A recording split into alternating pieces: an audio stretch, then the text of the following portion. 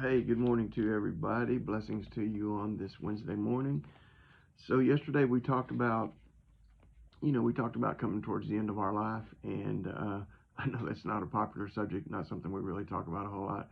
We're going to talk about something today that we talk about even less than we talk about the end of our lives, and that is the end of time as we know it and the end of the world.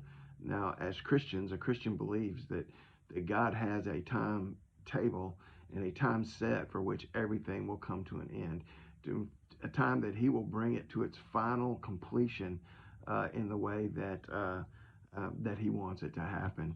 So I'm not making any prognostications here, if that's even the right word. Predictions might be a better word. I'm not making any predictions here, but as a Christian and as a pastor and a guy who's been in the Bible most of his life, at least all of his adult life, I can't help but look at world events through the lens of biblical prophecy, right? And every time, especially with war, especially if it involves Israel, it just kind of piques my interest, and I just pay a little bit closer attention to it.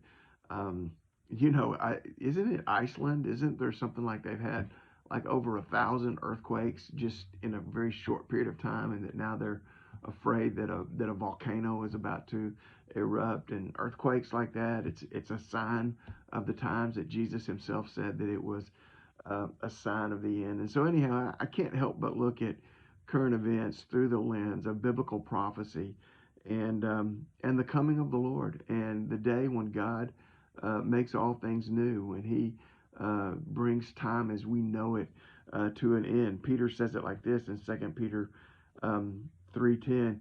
He says, "The day of the Lord will come as a thief in the night, in which the heavens will pass away with a great noise, and the elements will melt with a fervent heat. Both the earth and the works that are in it will be burned up."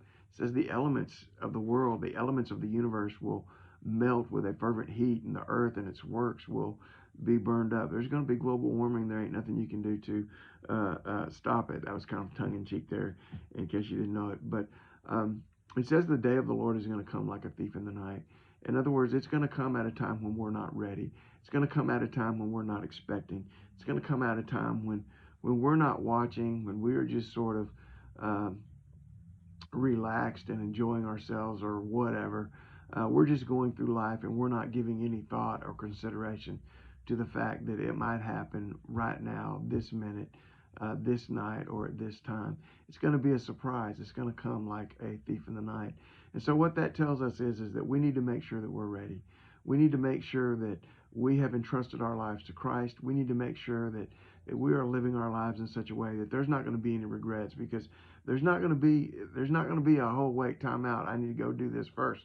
When it's time, it's time, and there is a time. It's God's timetable. I don't know what that time is, but I do know that I can look around and I can see biblical prophecy um, unfold in front of our eyes, and I can know that we are that the time is near. And I say that, I mean, Paul thought it was near 2,000 years ago. So I can also say that I think it's near, and it could still be 2,000 years from now. But anyhow, the point is, we need to make sure that our lives are in Christ's hands, that we have entrusted our lives to Christ, and that we are living our lives daily in a way that would honor Him and please Him as His coming.